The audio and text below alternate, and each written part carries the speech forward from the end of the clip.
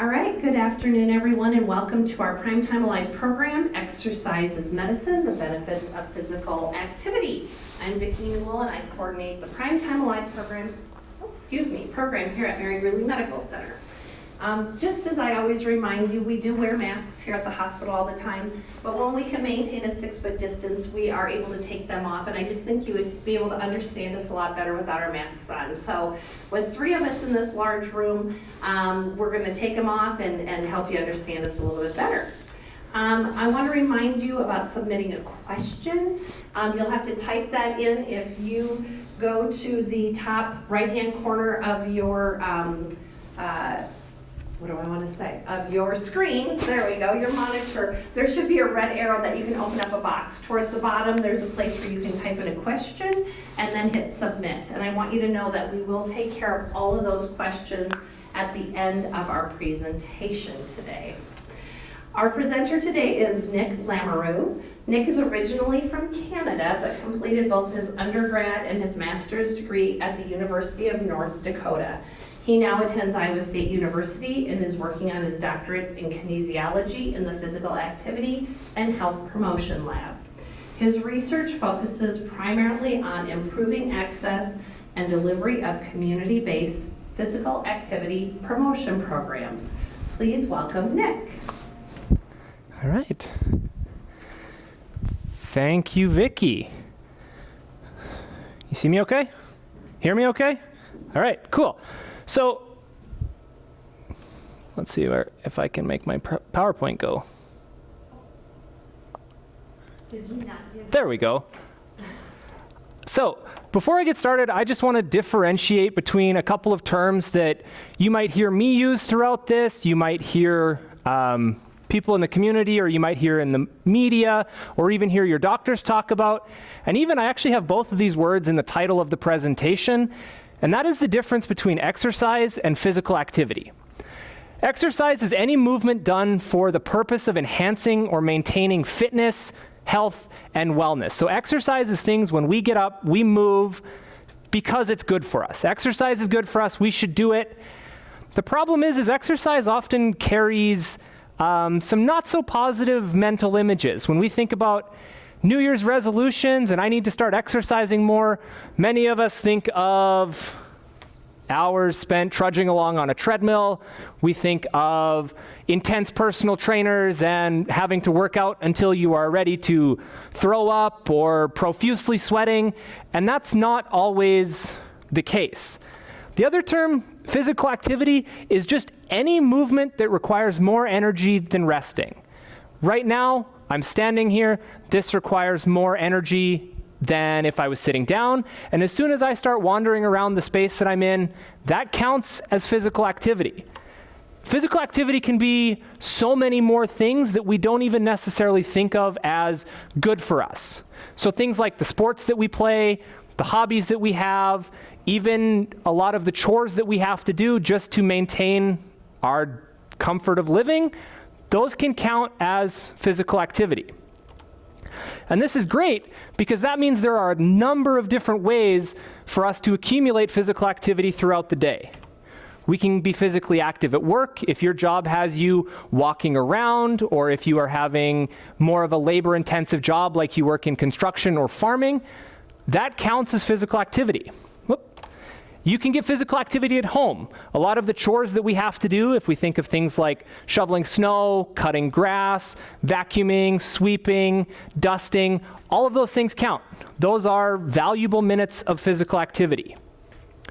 We can be physically active in the ways we get around our space. So it's a common piece of advice that if you're trying to accumulate physical activity, park a little bit further away from the door at the grocery store, or walk instead of drive. We can ride our bike places. We can walk for our errands. Again, we're not doing it because it's good for us. It's just part of how we live our lives. Or we can be physically active for fun. If we pick active hobbies, I know my wife's grandfather golfs 5 or 6 times a week. That's his chosen form of physical activity, and you know what? He's pretty healthy, he gets around pretty well, and he's in his mid to late 80s.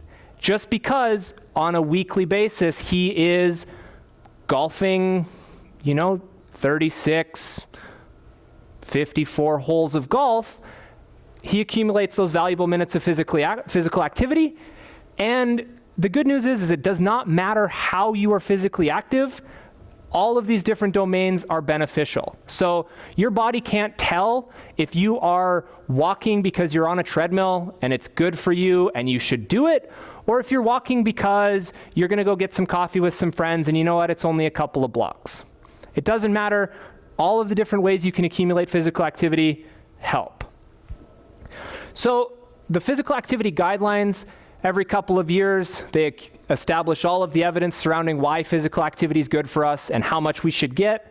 And the consensus is that we should get about 150 minutes of physical activity each week. This is about 2.5 hours. You can think of that as about 30 minutes a day, most days of the week. If 150 minutes sounds like a lot, it is. But the good news is that you can start getting benefits from that first step that you take. So the relationship between the amount of physical activity and the benefits that you receive follows this nice curve where the steepest drop-offs in your risk or the steepest increases in your benefits happen just from going from 0 to a little bit. The more you get, the greater these benefits are that they accumulate, but that first step is the most important one. And this is a graph of mortality ratios based on physical activity, but I could put up a very similar graph for your risk for heart disease, your risk for type 2 diabetes. I could put up a similar graph for your risk of falls, physical function.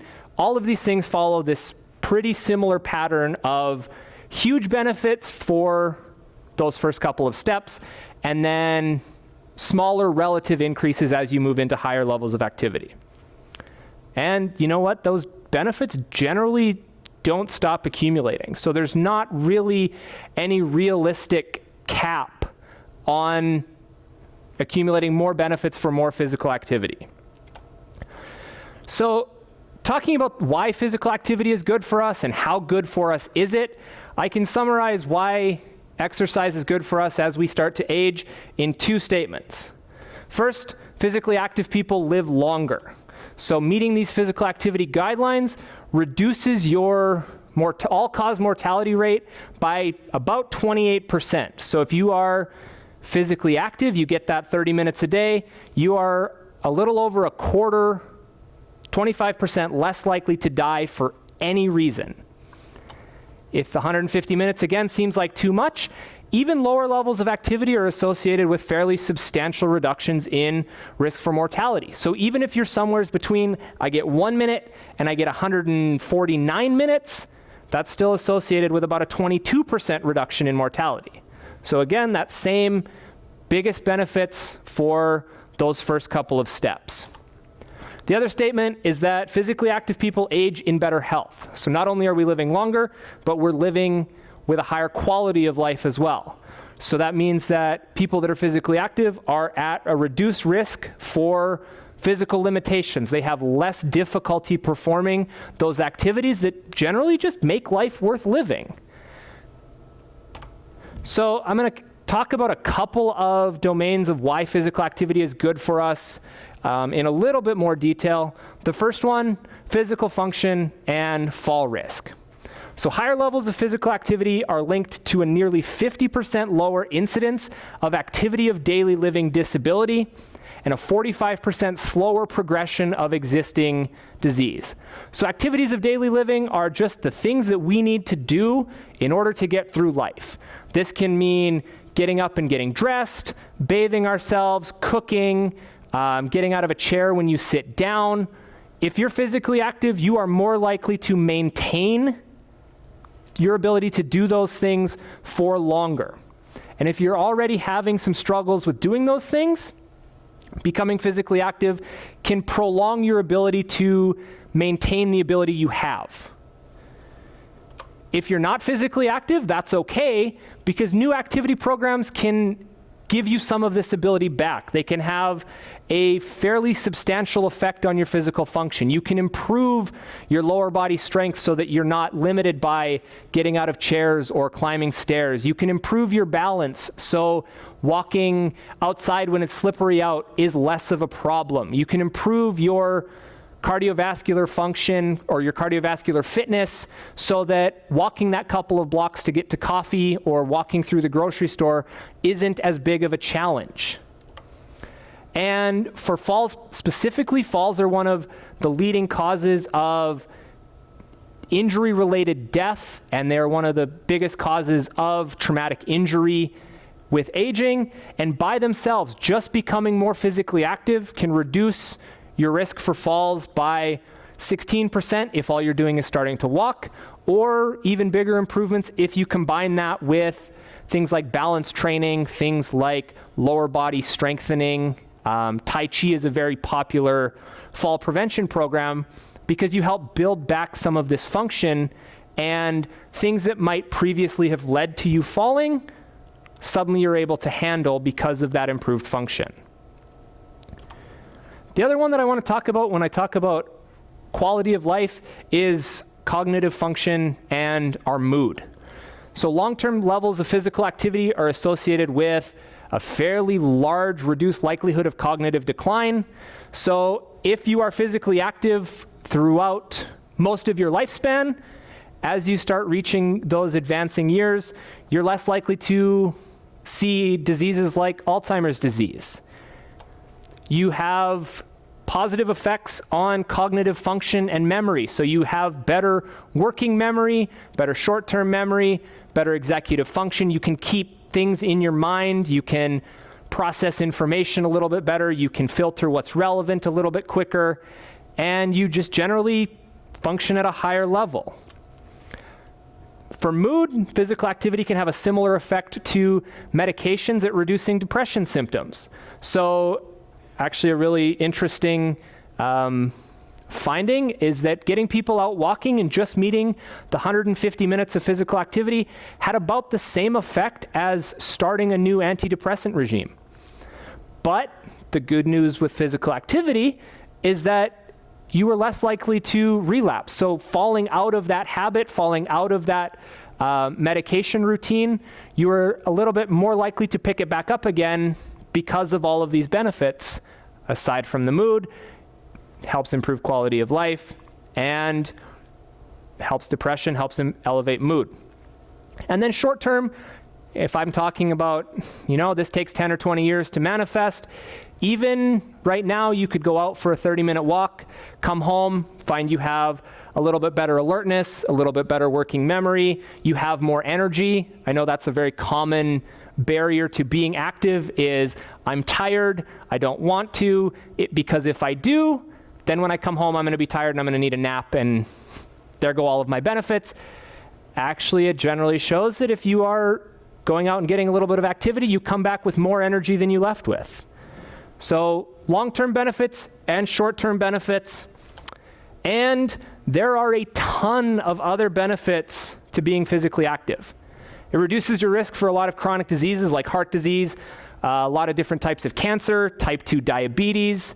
It can help maintain healthy bones, joints, and muscles, so it can help you prevent things like osteoporosis, help alleviate symptoms of arthritis. If you do have a fall, one, if you're physically active, you're less likely to fall. But if you do fall, physically active people are less likely to have fractures that require medical attention, help reduce blood pressure, improve cholesterol, lower blood glucose, boost your immune system. I know that's a big deal right now with COVID-19 and the flu season. Helps improve digestion, helps improve your sleep. There's all kinds of different benefits to physical activity, which actually leads to probably my favorite quote when I get to talk about why exercise is good for us. And that is that if exercise could be packaged in a pill, it would be the single most widely prescribed and beneficial medicine in the nation. There is no medication that you can be given that will give you all of the benefits of going for a 30-minute walk every day. This is a quote from Robert Butler in 1977. He went on to found the National Institute on Aging.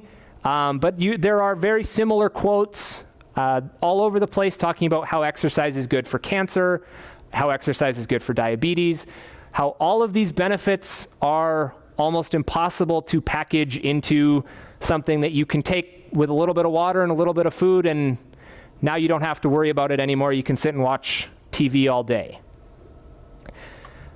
This is not actually a new concept. I know that quote's from 1977, but the value of utilizing exercise as a medicine dates back a lot farther than that.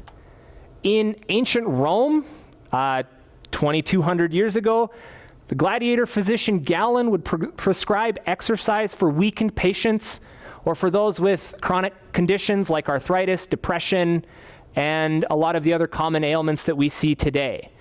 He did not prescribe anything intensive. He prescribed you should be out walking. Even further back than that, Hippocrates, ancient Greece. Hippocrates is often considered our father of modern medicine. He's the first person that provided a detailed written prescription for his patients that included exercise. It emphasized the value of walking. He said that you should be walking every single day. We can go back even further than that. 2,600 years ago, Sushruta in ancient India incorporated exercise into his prescriptions. And he indicated that exercise should be taken daily, but only to half extent of capacity. So this is sounding a lot like our current guidelines. We should be doing this every day, but it doesn't need to be anything intensive. We don't need to be out running marathons. We just need to be choosing appropriate exercises. Walking is the best example. Getting out, trying to get that 10,000 steps a day. That's the best thing you can do for yourself. And again, 2,600 years ago, we've known this for a very long time. The Modern Exercises Medicine Initiative began in 2007. It's a collaboration between the American College of Sports Medicine and the American Medical Association. And its priorities are making assessment and promotion of physical activity a standard in clinical care. So just like every time you go to the doctor and they take your blood pressure and they check your weight, they might take your temperature, they want to make physical activity screening a part of that battery of tests with a simple question of how many days of exercise have you gotten in the last week and how many minutes did you get on each of those days. The other goal is to connect people with evidence-based physical activity programs and resources. There are a ton of different resources out there to help you become physically active. Most of them are very underutilized. The goal of Exercises Medicine is to connect people of all ages with appropriate programs to help them become physically active, because there's so many benefits of doing so, and it's probably the best thing you can do for prevention of so many different chronic conditions. Exercises Medicine on campus is a little bit closer to my heart. It was launched to encourage university and college campuses to promote the benefits of physical activity, health, and fitness. So the goal of Exercises Medicine on campus is that every student that enrolls in a college or university will graduate in better shape and with a greater appreciation of becoming physically active than they had when they started. This initiative is spread to over 280 campuses across the world. Most of them are in the United States, but there are also campuses in Canada, in Europe, in Africa, in Australia. It is literally a global initiative at this point. And they recognize campuses for their efforts. So in 2017, our Exercises Medicine on Campus student organization at Iowa State University attained our silver status, and we're still working on achieving our gold status by getting those screening questions and exercise or physical activity surveillance as part of routine clinical care on campus. So this is our executive cabinet for the current academic year. They are faced with a lot of very unique challenges given that COVID-19 has prevented us from carrying on a lot of our traditional events and a lot of our favorite things we get to do, but they are adapting and we are still going strong. To kind of give you an idea of the things that we do, The main mission is promoting physical activity on campus throughout the year. So we do club activity socials where we get together and we are physically active as a safe group. Commonly they'll do things like yoga, group exercise classes, ultimate frisbee, soccer, bowling, whatever it might take to meet people that are like you in mindset and also get a little bit of exercise at the same time. Exercise is Medicine Week is in October. October, I think, that it's a national week focusing on the benefits of exercise and promoting exercise as medicine. They do lots of different socials and activities and competitions and prizes. Spring into Exercise Week is a similar week near the end of the semester, focusing on getting back into physical activity habits and providing stress breaks for exam season.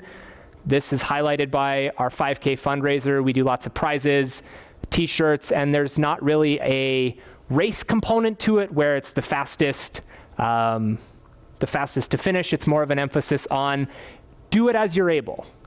So we've had people complete it in wheelchairs, people bring their dogs, bring their whole family, and just get out and emphasize why exercise is good for you. And then a little bit more of a unique initiative is we do Sidekicks health coaching, where university underclassmen get partnered with upper class health coaches to tackle some of the challenges that they're facing with healthy lifestyles getting into college. A common joke is the freshman 15 pounds that you gain when you're suddenly not having gym class mandated every week and you're eating cafeteria food or dining center food. The health coaches are there to kind of help support you in making those healthy behavior choices. And physical activity is probably the most common one that they see. They come down to physical activity, nutrition, and stress. And a lot of times we find that physical activity is good for all of the above. The other thing we do is we provide a lot of opportunities for Ames and local communities to be physically active. Exercise time is a very common activity that they do in the winter months where playing outside isn't quite feasible. So they have open gym spaces, they play lots of games, they have Iowa State athletes come, Cy will make an appearance every now and then, and we just get out and we play. We play a lot of tag and we play a lot of active games just to be physically active and have fun while we do it. And the other one that is a little bit more relevant for our audience today is our Walk with Ease program that I'm going to talk about a little bit more. The one thing I do want to point out with all of these is these are all ways of becoming physically active, and none of these are really exercise. None of these are prescribed, you need to go out and do this, you need to go out and get your 10,000 steps no matter how it happens. These focus on let's have fun in an active way. So Walk with Ease badges itself as a simple approach to promote walking for better health, improved fitness, and less pain. The program is an evidence-based program developed by the Arthritis Foundation to help reduce symptoms of arthritis, increase your arthritis self-management, and then get some of those functional benefits I talked about a few slides ago, like you're improving balance, improving your strength, improving your walking ability to help support healthy aging. The program itself is based around this participant guidebook that contains information about what arthritis is, some of the symptoms that you can have manifesting, some of the things to keep an eye on, how to manage those symptoms, and then how to exercise when you have those symptoms. If you're having a particularly bad day or your symptoms are flaring up, what should you do? A lot of information like that. It has instructions on how to safely start and then progress walking.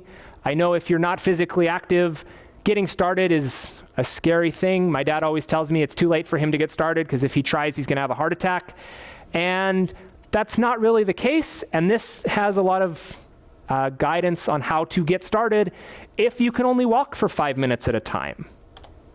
It also contains exercises for helping to strengthen and stretch your muscles, help get some of that function back, improve your strength, improve your balance to support not only walking itself, but also all those other activities that are important to you. And then motivational tools, strategies, and resources. Right now, it's a very common thought that New Year's resolutions, I'm going to get out and get active, and then February 1st rolls around, and it's not worth it anymore. And that's not what we want to see. In order to get all of these benefits, you have to not only start, but you have to keep doing it for longer periods of time. So the guidebook tries to support that, help you build motivation, build strategies that you can overcome these barriers when February is cold and snowy and I don't want to walk, I just want to sit on my couch and watch TV. The program itself is designed for people with arthritis who are either inactive or active and just want a little bit of extra support. So if you are one of those people that's usually active in the summer months, winter rolls around and you kind of go into hibernation mode, the program's perfect for that, for helping you overcome some of those wintertime barriers. But it's also good for people that don't have arthritis and are just looking to start or a little bit of help with maintaining their active lifestyle that they're working on.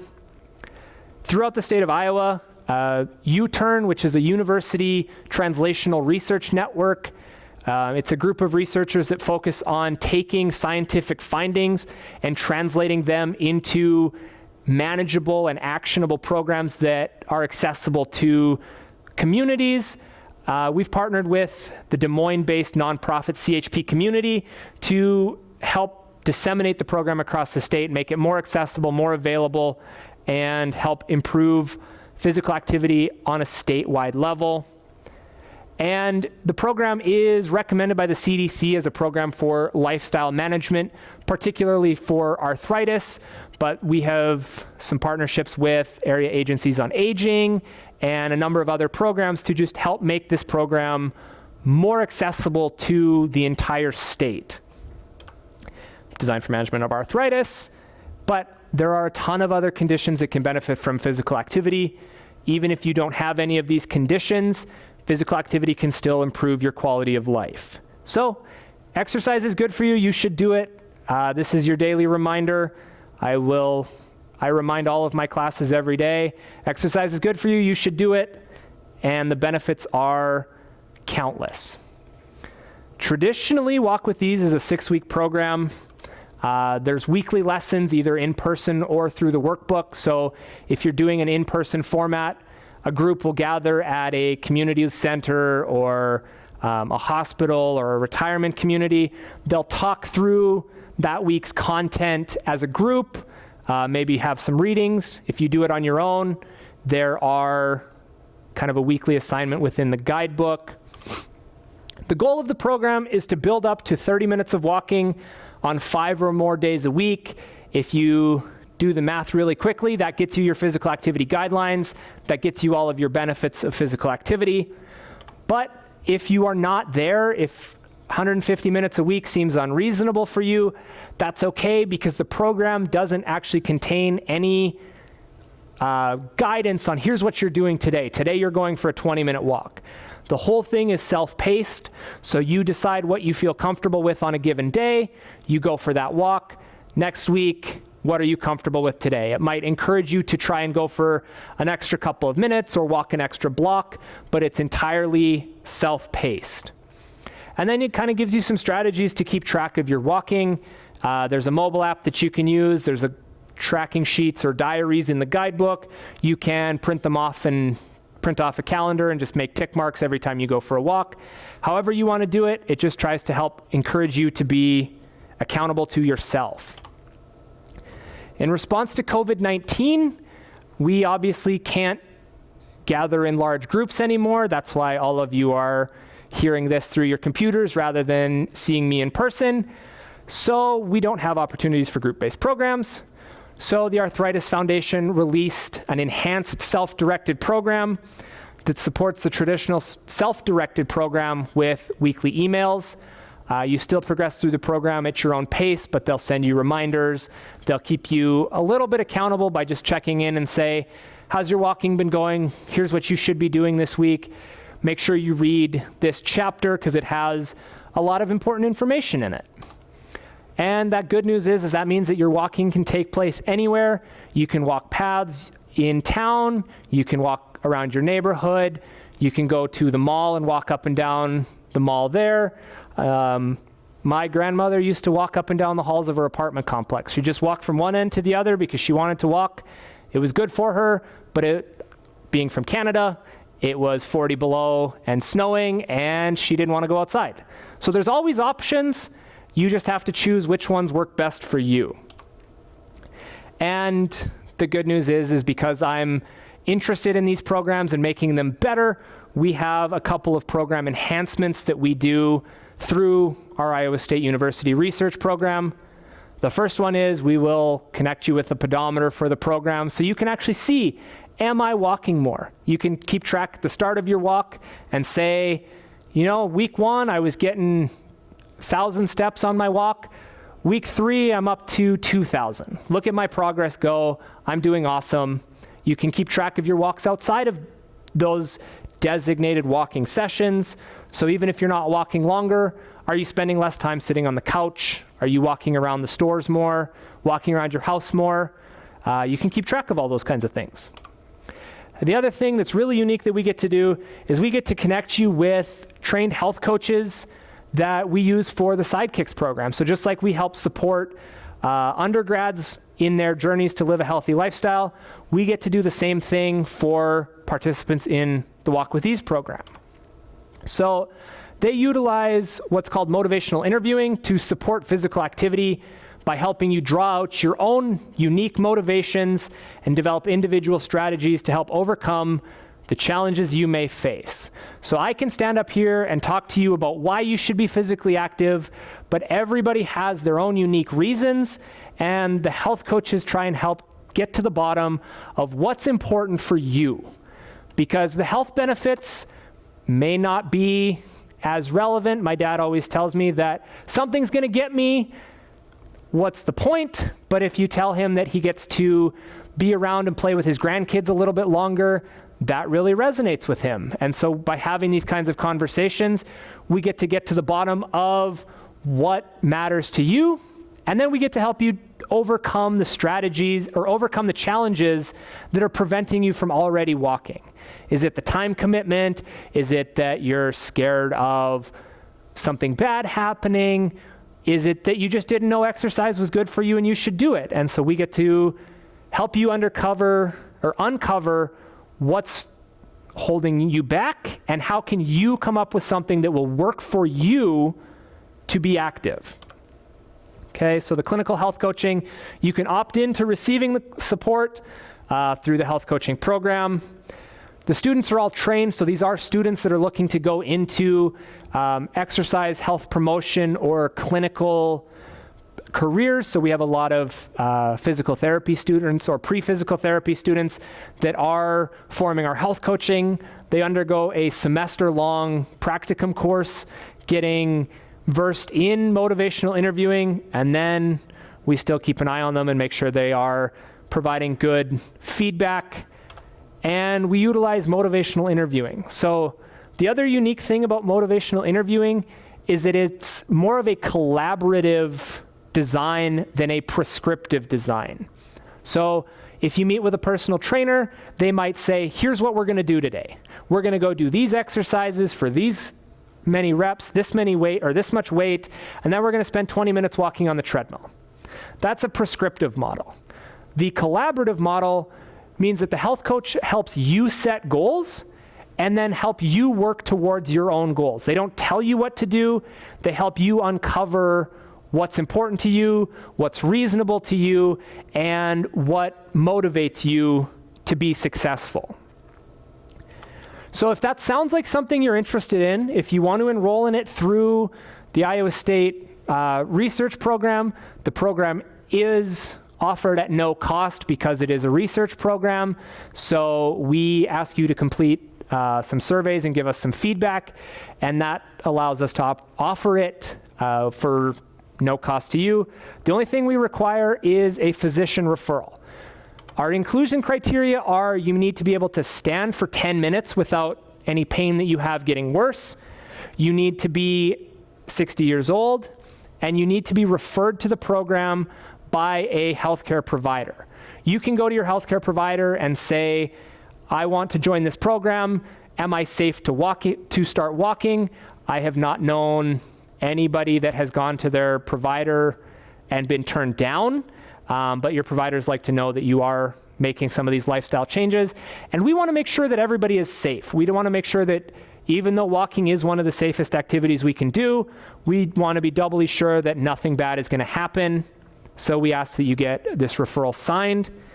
If you get the referral signed, you can share it back to me in a lot of different ways. You can submit it online on our exercise website. You can email it to me, or if you are a old-fashioned paper copy person, you can send me the form directly in the mail. Here's my mailing address. I don't know if there's a place. Send that form to me. I don't know that I have, but I can. That you'll get it to me and I can email it out. Perfect. So I will get the form to Vicki. She can email it out. If you are interested, this exercise.org/walkwiththese ISU also has downloadable copies that you can download and print off. But yes, if Vicki is willing to share those, that would be awesome. And that is what I have to talk about today. If you have any questions, I can take those now. If you have any questions that you want to ask later on, my email is down here, walkwithEase@iastate.edu, and I will generally get back to you fairly quickly if you have questions, want to enroll but aren't sure how, or if you just want to send me your copy of your referral form and get started. That would be awesome. Thank you. And then check to see if you have any questions. Do we have any questions? I'm seeing handouts, but not speaker. How important is it to achieve one's target heart rate during 150 minutes of physical activity per week? Target heart rate is, I haven't looked too much into it, but it's less, I don't focus on heart rate. I prefer to use what's called the talk test for determining if exercise is of moderate intensity. So if my heart rate is elevated, if I'm breathing a little bit heavier, that's probably moderate. If I can talk in full sentences, that means I'm still being moderate, but I'm not getting into more intense exercises. If I can only talk in 3 or 4 word chunks, now we're considering that more vigorous exercise, and it's a little bit more strenuous. Still really good for you, but might be more than you need if you're just looking for some of those health benefits. Starting day for Walk with Ease, we are looking to get started when classes are back in session, which would be on the 25th of January. So if you have a referral form or if you want to get a referral form, you can send that to me today. But we're looking for about 2 weeks from yesterday to get started, just so that we have students back in class. I'm back on campus on a regular basis because right now I live in Ankeny, and I don't want to miss any of that stuff. Handle parking. There is no parking that needs to be handled. The program, we are only able to offer it on a self-directed basis right now because of COVID-19, so we can't actually have you coming into the clinic or into campus. So you get to walk wherever is comfortable for you, in your neighborhoods or whatever, and however you would handle parking at home, at the mall, whatever. And if we are able to offer group programming in the future, I will send out an update. You can always check exercise.org for the latest on if group programming is available. And when that becomes available, there's parking across the street from the Forker building that is metered parking. I'm not 100% sure how much it is. I think it's like 50 cents an hour. But that would be the best advice I could have for parking. Any other questions? If there's no other questions, or if you're shy and don't want to ask in this format, feel free to send me an email and I would be happy to get back to you on whatever it is you may be curious about. All right, I'm going to switch places with you. Thank you. All right, thank you, Nick. Great information. And yes, when Nick gets that handout to me, I will email that to everyone who signed up for this program today. And if by chance you don't get it, please reach out to me and I am happy to forward it. I want to remind you all that our next program is next Thursday, January 21st, again at 2 p.m. It's the importance of posture with aging, and Celeste Small, one of our physical therapists here at Mary Greeley in our Rehab and Wellness Department, is going to give that presentation.